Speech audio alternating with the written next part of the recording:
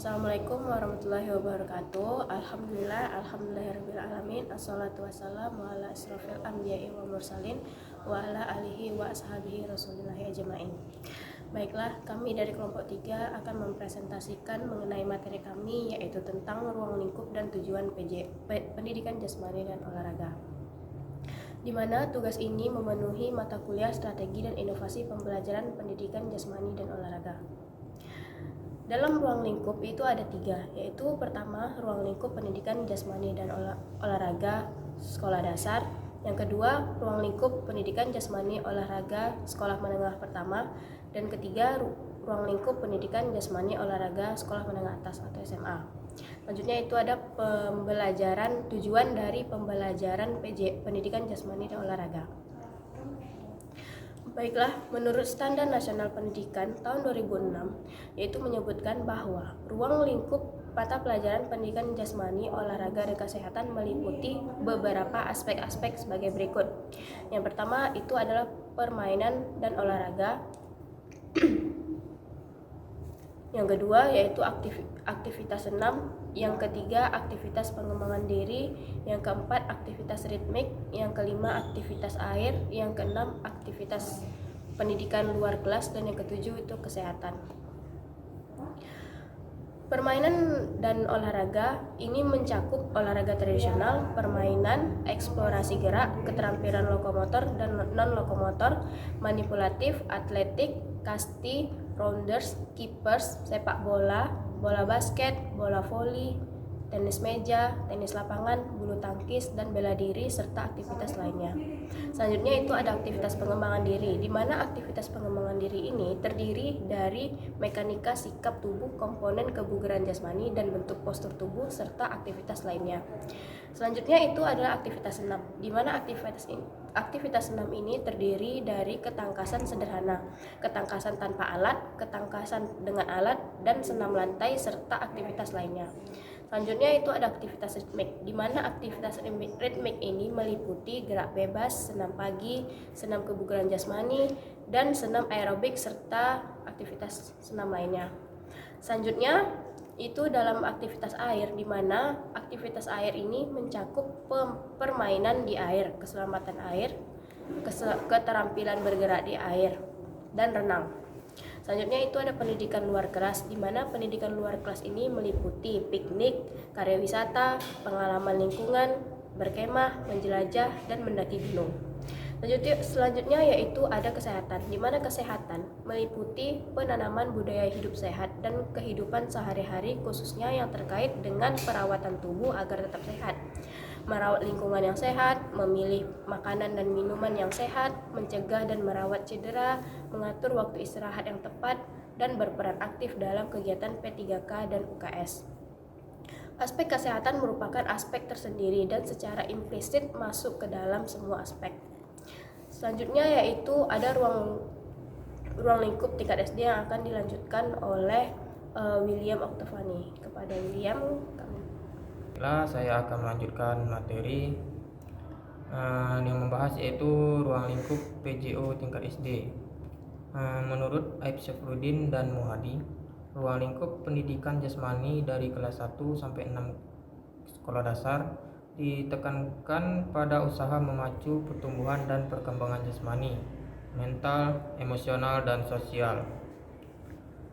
Jenis kegiatan di sekolah dasar ada 4, yaitu yang pertama pengembangan kemampuan jasmani, yang kedua atletik, ketiga senam, dan yang keempat permainan.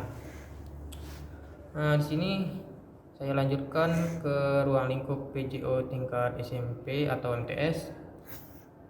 Yang pertama yaitu permainan dan olahraga, di mana yaitu olahraga tradisional, permainan eksplorasi gerak, keterampilan lokomotor dan non-lokomotor. Yang kedua aktivitas pengembangan atau mekanika sikap tubuh, komponen kebugaran jasmani, dan bentuk postur tubuh. Yang ketiga yaitu aktivitas senam, ketangkasan sederhana tanpa alat, dan senam lantai, serta aktivitas lainnya. Yang berikutnya yaitu Nomor 4 itu aktivitas ritmik, gerak bebas, senam pagi SKJ, dan senam aerobik serta aktivitas lainnya. Berikutnya yang kelima yaitu aktivitas air, di mana permainan di air, keselamatan air, keterampilan bergerak di air dan renang. Yang keenam pendidikan luar kelas. Contohnya seperti piknik, karya wisata, pengenalan lingkungan, berkemah, menjelajah, dan mendaki gunung. Berikutnya yang ketujuh yaitu kesehatan, seperti penanaman budaya hidup sehat, merawat lingkungan yang sehat, dan memilih makanan dan minuman yang sehat. Baiklah, materi berikutnya akan dilanjutkan oleh Yusrina. Baiklah, di sini saya akan melanjutkan materi yang berjudul Ruang Lingkup PJO SMA atau Pendidikan Jasmani Olahraga di tingkat SMA, yang terdiri dari 6 bagian. Yang pertama permainan dan olahraga, kemudian aktivitas pengembangan, kemudian aktivitas senam, selanjutnya aktivitas ritmik, akuatik, dan yang terakhir aktivitas luar sekolah. Permainan dan olahraga. Jenis permainan dan olahraga baik terstruktur maupun tidak yang dilakukan secara perorangan maupun bergu. Kemudian aktivitas pengembangan yaitu membentuk postur tubuh yang ideal dan kebugaran jasmani. Yang ketiga, aktivitas senam.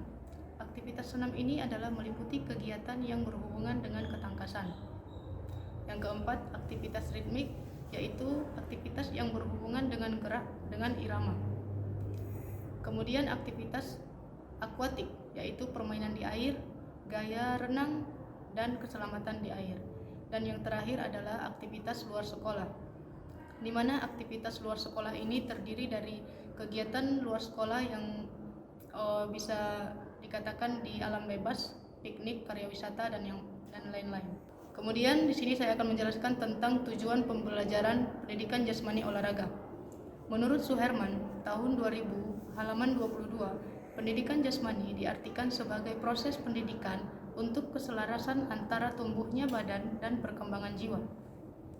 Kemudian menurut Syarifuddin dan Muhadi, tahun 1992, halaman 4, memacu kepada pertumbuhan dan perkembangan jasmani, mental, emosional, dan sosial yang selaras dalam upaya membentuk dan mengembangkan kemampuan gerak dasar, menanamkan nilai sikap, dan membiasakan hidup sehat, memacu aktivitas sistem peredaran darah, pencernaan, pernapasan, dan persyarafan. Tujuan pembelajaran PJO menurut NASPE yaitu pertama kesehatan fisik, kedua kesehatan mental dan efisiensi, dan yang ketiga karakter moral sosial, dan yang keempat ekspresi emosi dan kontrol, dan yang terakhir apresiasi.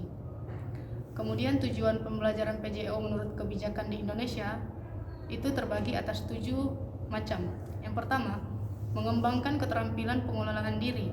Yang kedua, meningkatkan pertumbuhan fisik dan pengembangan psikis yang lebih baik. Yang ketiga, meningkatkan kemampuan dan keterampilan gerak dasar. Yang keempat, meletakkan landasan karakter moral yang kuat. Yang kelima, mengembangkan sikap sportif, jujur, disiplin, bertanggung jawab, kerjasama, percaya diri, dan demokratis. Kemudian yang keenam, mengembangkan keterampilan untuk menjaga keselamatan diri, orang lain, dan lingkungan.